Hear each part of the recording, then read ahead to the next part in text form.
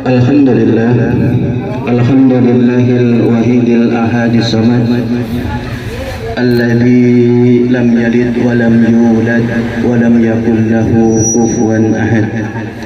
Ahmaduhu subhanahu wa ta'ala wa ashkuruh wa usni alaihi wa nukabbiruh wa nastahdihi wa nastaghfiruh wa nusalli wa nusallim Muhammadin sallallahu alaihi wasallam wa ala alihi wa ashabihi wa man da'a bi da'watihi wa iqtada bi sunnatihi ila yaumil la raiba fihi. A'udzu billahi minasy syaithanir rajim. Bismillahirrahmanirrahim.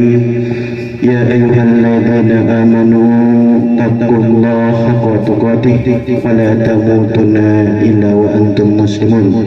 Rabbi shrah li sadri wa yassir li amri wahlul 'uqdatam min lisani yafqahu qawli. Uhayyikum bi tahiyatul Islam, tahiyatul mubarakah, tahiyatul fil ahlil jannah. Assalamualaikum warahmatullahi wabarakatuh. Waalaikumsalam warahmatullahi wabarakatuh. Alhamdulillahirabbil alamin. Pertama dan paling utama, mari senantiasa kita panjatkan puja serta syukur kehadirat Allah Subhanahu wa taala. Rabbi Rabbukum Rabbus samawati wal ard. Tuhanku, Tuhan kita semua dan Tuhannya alam semesta, yang senantiasa mengizinkan kita untuk beraktivitas, untuk bekerja, untuk beramal, untuk beribadah di bumi Allah. Dan insya Allah dengan kerja, amal dan ibadah ini menjadi bekal kita menghadap Allah Subhanahu wa ta'ala. Salawat serta salam kita haturkan kepada baginda Nabi Muhammad sallallahu alaihi wasallam, uswah dan teladan buat kita semua, yang insya Allah telah membimbing kita kepada syiratal mustaqim. Dan insya Allah kita semua senantiasa diberikan kekuatan oleh Allah untuk menapaki jalan syiratal mustaqim ini sampai akhir hayat hidup kita. Amin, amin ya rabbal alamin. Alhamdulillahirabbil alamin. Pertama, kami ucapkan terima kasih yang sebesar-besarnya kepada keluarga Ibu Hajah Tati selaku Sohibul Bait pada acara hari ini. Mudah-mudahan segala ikhtiar beliau menyiapkan tempat, waktu dan juga hidangan menjadi amal jariah dan menjadi amal terbaik buat keluarganya. Amin, amin ya rabbal alamin. Dan insya Allah kita semua yang hadir pada kesempatan kali ini senantiasa Allah berikan panjang umur, berikan kesehatan dan berikan lapang rezeki oleh Allah Subhanahu wa taala.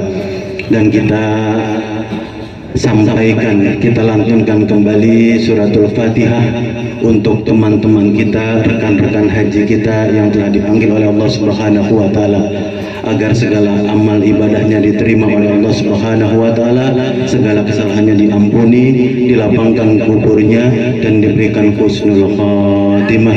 Al-Fatihah. A'udzu billahi minasyaitonir rajim. Bismillahirrahmanirrahim. Alhamdulillahirabbil alamin arrahmanir rahim maliki yaumiddin.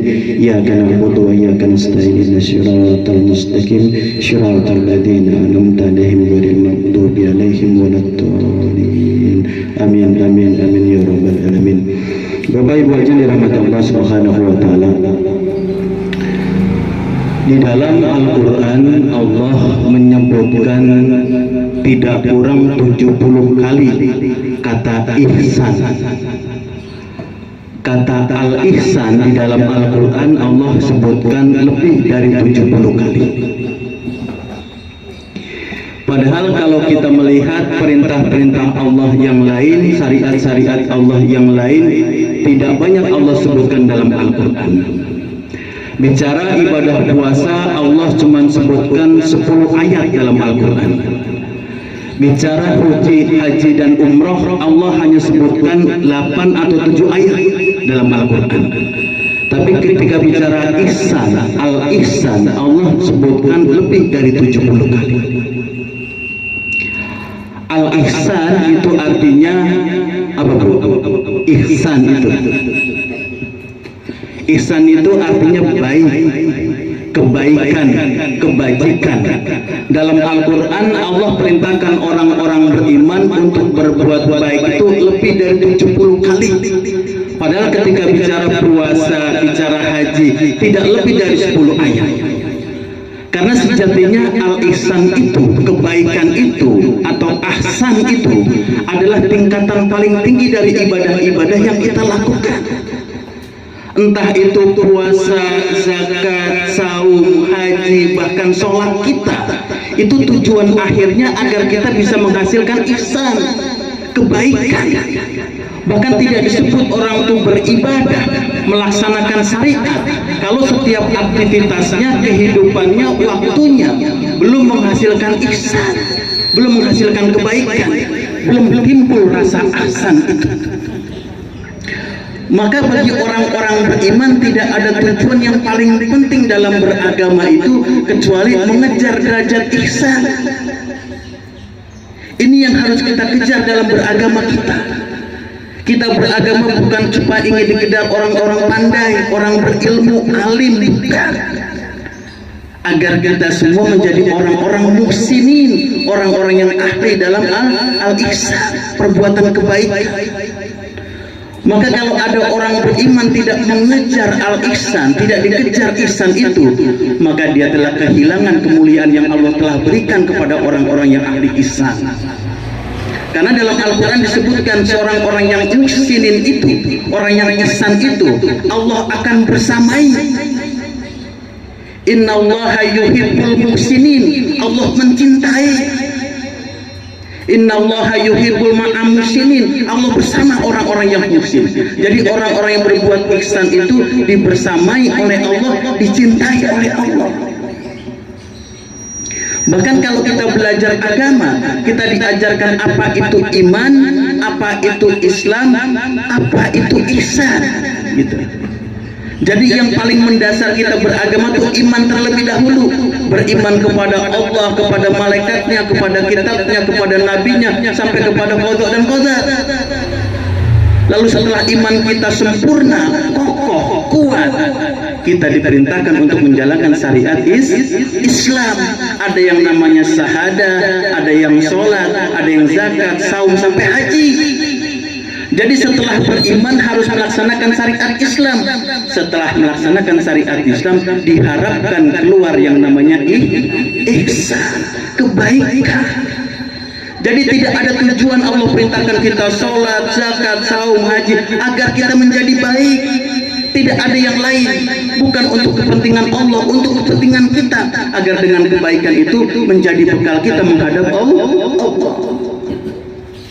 Maka coba pelan-pelan kita lihat apa sih al-ihsan itu, apa ihsan itu. Maka kalau kita melihat dalam surah Al-Baqarah ayat 195, Allah berfirman di penggalan akhir ayatnya, wa ahsinu, berbuat ahsanlah kalian, berbuat ihsanlah kalian, innallaha yuhibbul muhsinin, sungguh Allah mencintai orang-orang yang berbuat ihsan. Jadi Allah perintahkan kepada orang-orang beriman berbuat ihsan. Dengan perbuatan ihsan itu Allah mencintai kita semua. Jadi ihsan itu perintah Allah, dengan perintah Allah kita dimuliakan oleh Allah, dicintai oleh Allah, dibersamai oleh Allah. Nah, ihsan itu, al-ihsan itu ada dua tingkatan. Jadi kata ihsan itu kalau diartikan lebih dalam, ditarik akar katanya, itu bisa berarti makna hasan. Jadi ada hasan, ada ihsan. Jadi tingkatan yang paling dasar, yang paling bawah namanya hasan. Apa hasan itu artinya? Hasan itu artinya baik. Yang di atasnya lagi yang paling tinggi namanya ihsan. Apa ihsan itu? Lebih baik. Jadi kalau hasan itu baik, ihsan itu lebih baik. Nah, kita diperintahkan oleh Allah bukan untuk hasan, tapi untuk ihsan, menjadi orang yang lebih baik. Dan sejatinya al-ihsan itu adalah melakukan perbaikan terhadap perbuatan baik. Jadi perbuatan baik yang sudah kita kerjakan itu diperbaiki lagi, itu yang namanya ihsan. Jadi kalau kita sudah berbuat baik, lalu kita perbaiki lagi perbuatan baik lagi, itu yang disebut dengan ihsan. Itulah perbuatan baik. Dan Allah perintahkan kepada kita semua untuk terus memperbaiki perbuatan baik perbaiki kita. Gitu. Bisa dipahami nggak? Jadi Allah perintahkan kepada kita bukan sekedar berbuat baik, tapi memperbaiki perbuatan baik perbaiki kita. Contoh misalkan kita mau ada acara besok di kumpul-kumpul keluarga, mau masak-masak gitu, masaknya mungkin agak banyakan dikit, nggak punya panci yang gede gitu, terus kita pinjam sama tangga sebelah kita, Bu Haji boleh pinjam panci besarnya nggak, besok pada kumpulan keluarga mau masak-masak agak banyak. Kata tangga kita, ambil aja Bu Haji, nggak kepake juga tuh, pinjam dah, panggil dah, kita ambil dah tuh panci, besok kita masak banyak karena banyak keluarga kumpul. Selesai acara selesai, tuh panci masih di rumah kita. Kalau kita baik, itu panci kita simpan atau kita balikin kira-kira? Kita simpan di rumah kita atau balikin kira-kira? Balikin. Nah, balikin panci kita itu namanya hasan, baik. Nah, kita diperintahkan oleh Allah untuk ihsan. Caranya gimana? Itu belum dibalikin pancinya, isi dulu dengan sesuatu. Ada sisa jeruk 2 kilo, masukin di panci. Ya. Ada uli masih berapa potong, masukin di panci. Ada bolu juga, masukin di panci. Udah penuh, tutup tuh panci. Baru kasih tetangga kita. Itu yang disebut dengan ihsan. Kalau cuma balikin pancinya doang baru hasan namanya. Allah perintahkan kepada kita untuk berbuat ihsan, berbuat lebih baik, memperbaiki perbuatan baik kita, itu namanya ihsan. Nah, Allah perintahkan kepada kita untuk berbuat ihsan. Nah, jadi Allah tegaskan kepada kita semua bukan sekedar menjadikan orang-orang beriman hasan, baik, tapi jauh lebih baik. Maka dihadirkan syariat-syariat, perintah-perintah yang dengan syariat itu insya Allah kita semua menjadi orang-orang yang ihsan. Bapak Ibu yang dirahmati Allah Subhanahu wa taala, maka ketika bicara masalah ihsan, di dalam hadis Rasulullah sallallahu alaihi wasallam, pernah suatu ketika Rasul dengan para sahabat sedang dalam satu majelis, lalu datang seorang laki-laki tua dengan jubah putih, dengan rambut yang terurai. Nampaknya beliau dari perjalanan yang jauh, tapi melihat jubah dan pakaiannya dan juga rambutnya, tidak terlihat dia dari perjalanan jauh. Lalu dia duduk di sebelah Rasulullah, lalu bertanya kepada Rasulullah, "Ya Rasulullah, ma iman, ma Islam, ma ihsan." Ya Rasulullah, ajarkan kepada aku apa itu iman, apa itu Islam, apa itu ihsan. Lalu dijelaskan oleh Rasulullah, kalau iman itu percaya kepada Allah, malaikatnya sampai hari akhir. Kalau Islam itu engkau bersahadat 2 kalimat syahadat, sholat, zakat, sampai haji. Lalu ketika sampai ihsan, Rasul menjelaskan al-ihsan itu adalah, Rasul menjelaskan al-ihsan itu adalah engkau beribadah kepada Allah seakan-akan engkau melihat Allah, gitu. Jadi kata Rasul nih, kalau orang sudah ihsan, itu perangainya, sifatnya, karakternya seperti ini. Kalau dia beribadah, dia beramal baik, dia seakan-akan melihat Allah, gitu. Jadi ketika kita sedang beribadah, orang yang ihsan itu seakan-akan dia melihat Allah. Dan kalau dia tidak bisa melihat Allah, pasti dan yakin Allah melihat dia. Itu muhsinin, itu orang-orang yang ihsan. Jadi orang-orang ihsan itu ketika dia beramal, dia beribadah, dia melaksanakan ketaatan, dia yakin seyakin-yakinnya dia melihat Allah. Dan kalau dia tidak sanggup melihat Allah, dia yakin seyakin-yakinnya Allah melihat dia. Gitu. Nah, orang kalau sudah seperti ini karakternya, kira-kira dia sepanjang umurnya, sepanjang usianya, sepanjang waktunya akan banyak bermaksud atau banyak beribadah kira-kira. Dia yakin Allah melihat dia, dan dia pun bisa melihat Allah gitu. Jadi terawas, ada muqarabatullah, Allah mengawasi dia, dan ma'iyatullah, Allah berserta dia gitu. Jadi Allah melihat dia dan Allah membersamai dia dalam semua aspek kehidupannya. Maka orang-orang yang ihsan itu jauh dari kemaksiatan, jauh bahkan dari hal yang sia-sia. Entah sia-sia dengan lisannya, dengan hatinya, dengan pikirannya, dengan tindak tanduknya, jauh. Karena dia merasa diawasi oleh Allah dan dia dekat dengan Allah. Maka kalau kita lihat peristiwa-peristiwa terakhir di media massa terkait dengan perang Palestina gitu Bu ya, ternyata Allah memang lebihkan ke orang-orang Palestina dibandingkan kita. Kadang kalau kita ngelihat berita-berita di YouTube, TikTok, atau mungkin di TV gitu, ngelihat mereka mungkin menderita, terbunuh keluarganya, kita kasihan nggak Bu? Kita sedih, kita kasihan. Padahal bisa jadi mereka yang lihat kita sedih, karena Allah berikan banyak kemuliaan kepada mereka, karena mereka sadar betul mereka dekat dengan Allah, mereka bersama dengan Allah. Jadi ihsan tadi tuh kayak ihsan tuh perbuatan yang sudah baik kita perbaiki. Nah tingkatan mereka tuh sudah di ihsan gitu. Kalau kita nih Bu diberikan kesulitan, diberikan ujian, diberikan musibah, biasanya kita sabar apa enggak kira-kira? Ada nggak pilihan buat kita nih, dikasih ujian, musibah, kesulitan, biasanya kita apa? Sabar nggak kira-kira? Kadang-kadang masih kurang sabar, padahal harusnya mas sabar. Ya, harusnya sabar, karena sabar itu baru hasan, baru hasan dia. Jadi kalau diberikan kesulitan, musibah, ujian, lalu kita sabar, itu hasan. Yang ihsan itu dia bersyukur. Diberikan ujian, musibah, kesulitan, dia bersyukur, maka wajar Allah tambahkan lagi nikmat kepada mereka gitu. Jadi kalau hari ini kita ngelihat mereka sedih, kita lihat mereka kasihan, mereka yang kasihan ngelihat kita. Mereka diberikan keutamaan tiap jam, tiap menit, tiap detik, bahkan ada kerabat mereka, saudara mereka yang syahid di jalan Allah. Nah orang kalau sudah sah itu nggak perlu dihisab, dia masuk surga tanpa hisab. Bahkan orang-orang yang sah itu bisa memberikan syafaat kepada 70 keluarga terdekatnya. Coba bayangkan, syafaat itu bisa diberikan orang-orang yang syahid di jalan Allah kepada 70 keluarganya. Mungkinkah kita mendapatkan keutamaan itu, kemuliaan itu?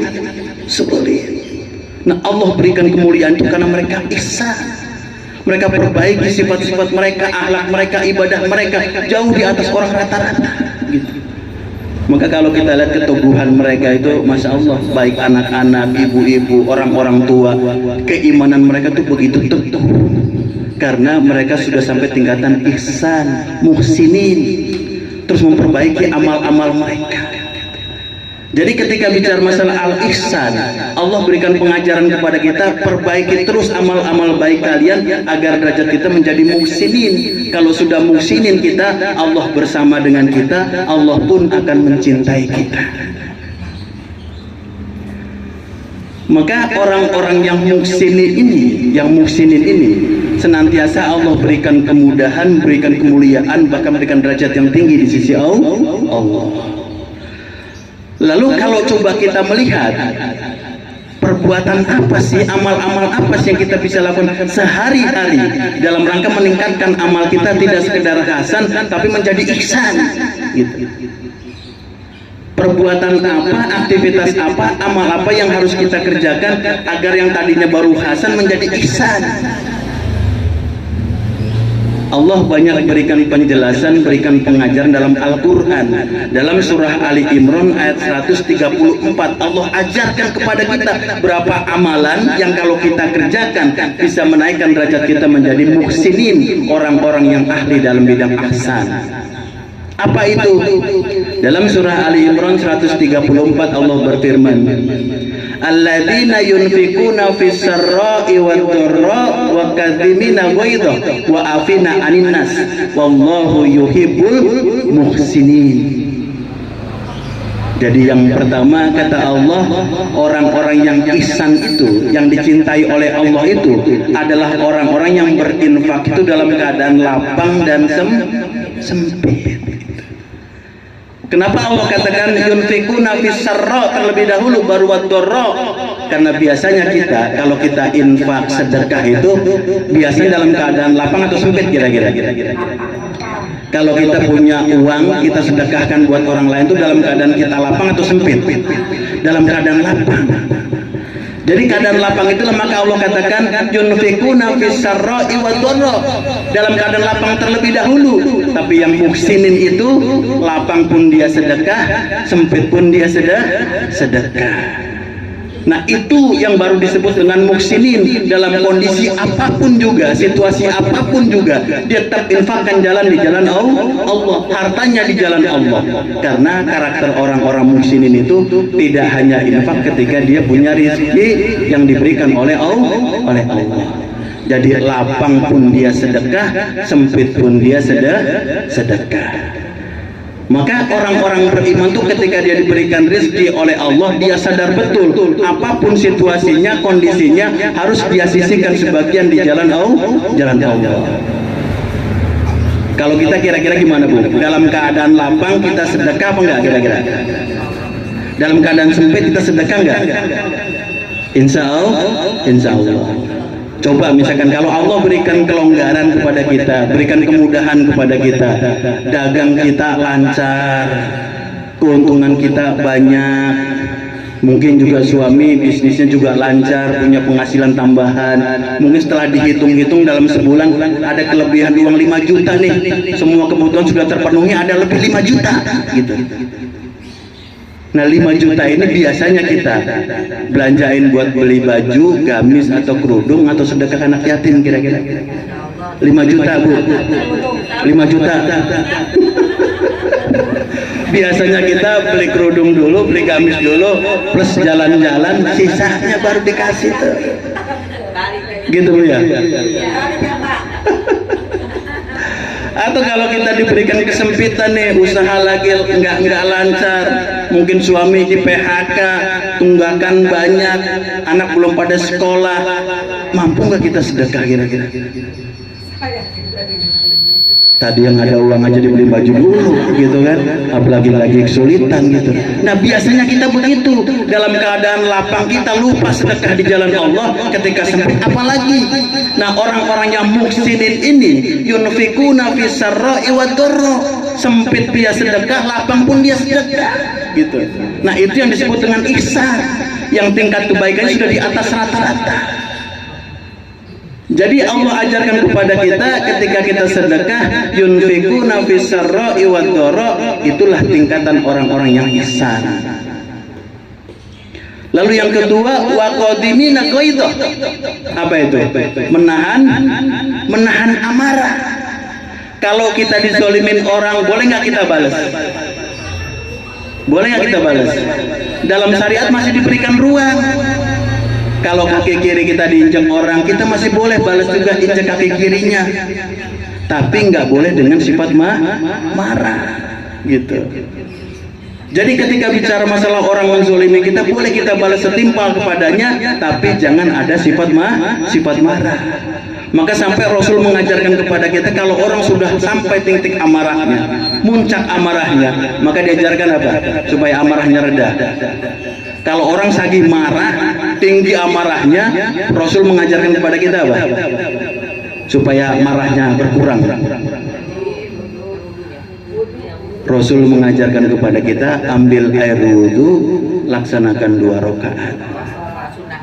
Karena kata Rasulullah, amarah itu datangnya dari iblis, dari setan, dan setan terbuat dari api. Api hanya bisa dikalahkan dengan air, maka wudhulah kalian, lalu tegakkan 2 rakaat. Jadi kalau kita lagi amarah, segera tahan amarah kita dengan berwudu dan laksanakan 2 rakaat. Gitu. Sampai sahabat bertanya kepada Rasulullah, ya Rasulullah, ajarkan kepada aku satu perkara yang kalau aku kerjakan perkara itu, aku selamat dunia dan akhirat.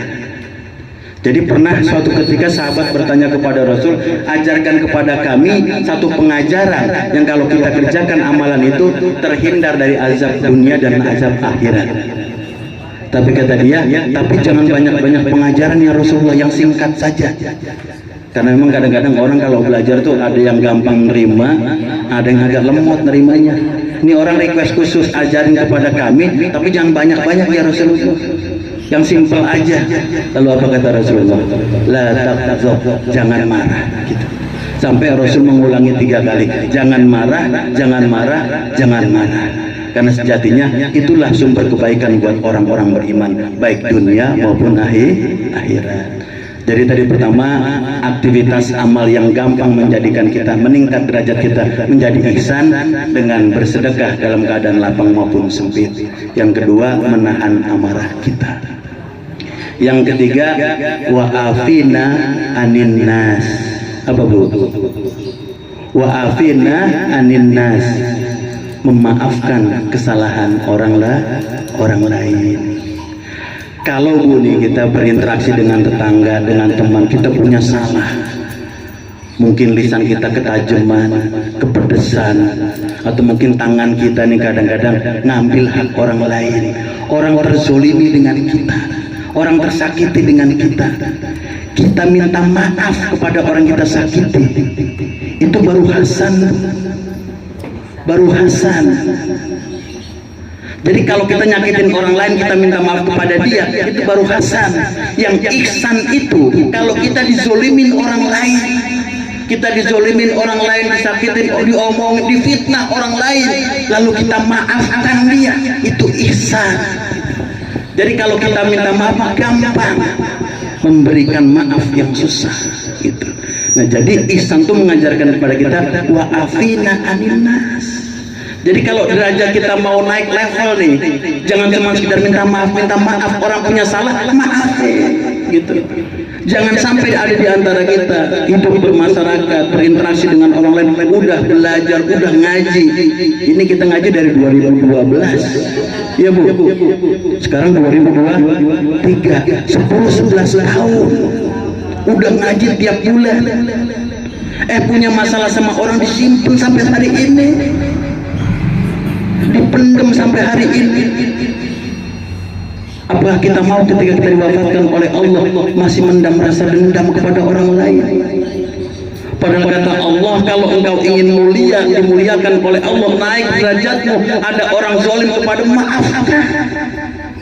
Innallaha yuhibbul muhsinin. Allah cinta kepada orang-orang seperti itu. Jadi kalau kita ingin dicintai oleh Allah, maka tingkatkan kadar hasan kita menjadi ihsan. Maka ini jalan mulia buat kita semua. Allah ajarkan kepada kita memperbaiki diri agar Allah mencintai kita semua. Jadi mudah-mudahan Bapak Ibu Haji yang dirahmati Allah Subhanahu wa taala, tausiah yang singkat ini bisa merefresh kita kembali. Ternyata tingkatan dalam berislam yang paling tinggi itu, tingkatan beragama yang paling tinggi itu menjadikan kita semua menjadi hamba-hamba yang muhsinin, hamba-hamba yang ihsan, hamba-hamba yang terus memperbaiki perbuatan baik menjadi lebih baik, dan menjadi lebih baik. Itulah yang disebut dengan ihsan. Mudah-mudahan Allah mudahkan kita semua menjadi hamba-hamba muhsinin. Amin, amin ya rabbal alamin. Yang hak datang dari Allah, kelemahan, kekurangan, hilaf dan salah datang dari saya pribadi. Akhirul da'wana alhamdulillahi rabbil alamin. Jazakumullahu khairan katsiran. Assalamualaikum warahmatullahi wabarakatuh.